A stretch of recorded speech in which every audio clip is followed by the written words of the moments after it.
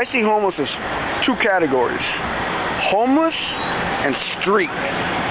Okay, homeless is, you know, well, you can put in the drug addicts, mentally deranged. I mean, I don't want to use, I don't know the medical terminologies, but we'll just use the word crazy. And then you have people who are physically capable, who go, okay, here I am. Again, like, how do I get out of this? But while I'm here, what can I do to make things better? And they take advantage of the street. Like, use the street as a tool. That's street. You're not homeless, you're street. And of course, always packing. Do you want to get a shot of me pulling my knife? Want me to do it all dramatic and shit? Do you carry? Do I carry like a knife or something like that? Yeah. You mean? Damn right I do. Oh shit, that got stuck. Let's do it again. Oh, my bad. Do you carry? You mean like a knife or something? Yeah. You bet your ass I do.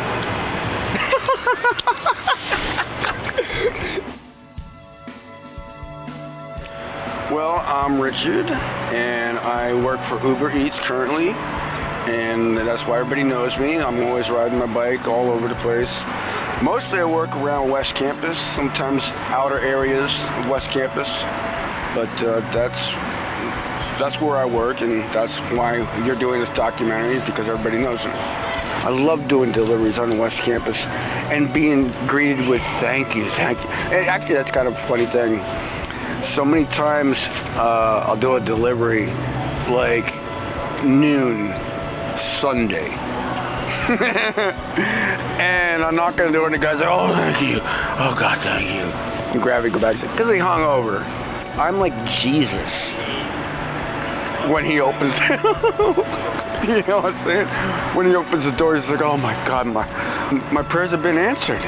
I have unbelievable positive feelings about the University of Texas. Not just because this is where I hang out, not because I work here, not because I make money here, not because I was on the street here, because the students are so goddamn awesome.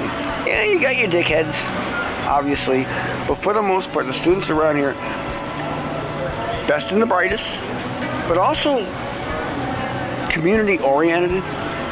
Once or twice a week, someone will come up to me like, dude, I see you all the time, man. What do you DoorDash, Uber? Yeah, I'm Uber. I see you everywhere I go. One person told me, I see you more often than I see my closest friends. That's how I'm everywhere. So walk me through sort of a day in the life of what your routine is like. I mean, for your basics, it would just be wake up, get on my bike, start taking orders, think about my future, and that's really about it right now. Oh, you're not really serious about this documentary. But yeah, this is my spot. I make sure that when I leave, you have no idea I was here. Anybody was here. Well, not only I'll clean up my garbage, if someone throws a wrapper on the ground, I clean up that. You don't know nothing happened here last night. The fact that I'm out here, like I could have had a hotel room last night. I'm doing this voluntarily because I'm trying to build my money for the stock market. Because like usually I'll do street 3 nights, sometimes 5, if I really want to push it. And lately, like once I get here, what I do, because I have a total plan that has to happen. Anything that doesn't happen, I'll even show you on my iPhone. Any of it doesn't happen, which has happened in the past.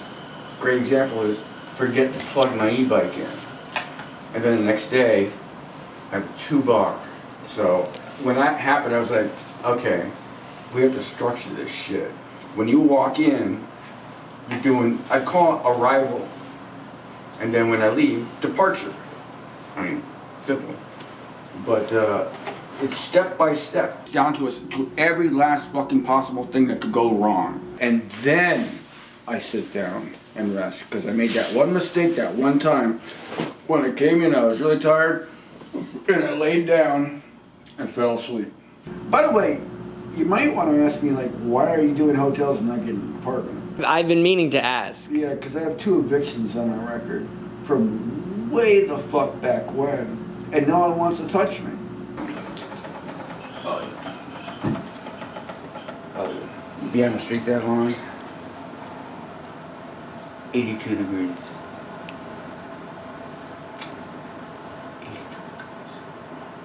I came out here about 10 years ago.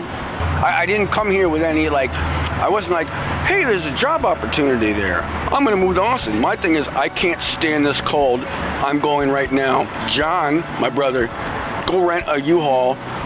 We're going to Austin, Texas. Apparently I'm an ENFJ Sigma male empath. But I guess it doesn't really answer your question. Yeah, what does that mean? I don't know. I'm both introverted and extroverted.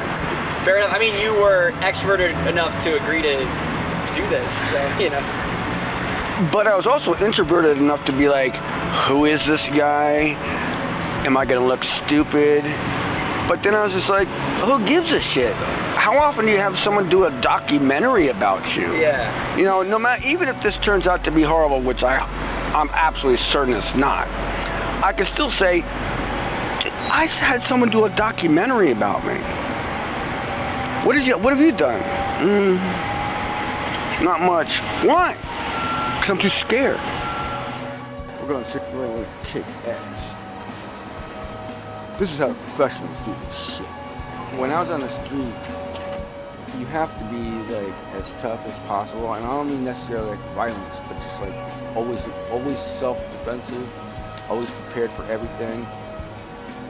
Maximum toxic masculinity. You have to be there.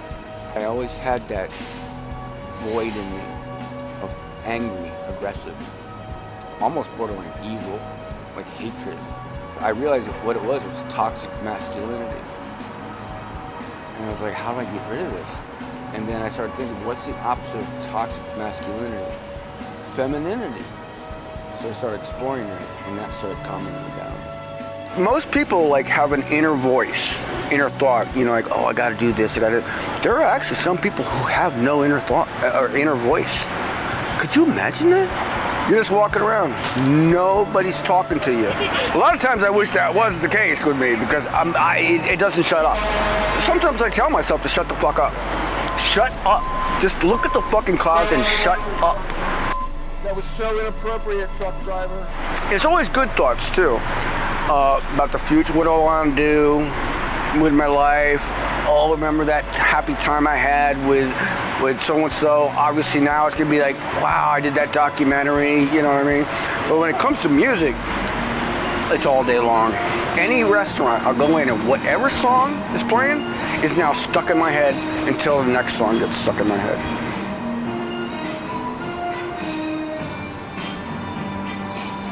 Get a shot of that.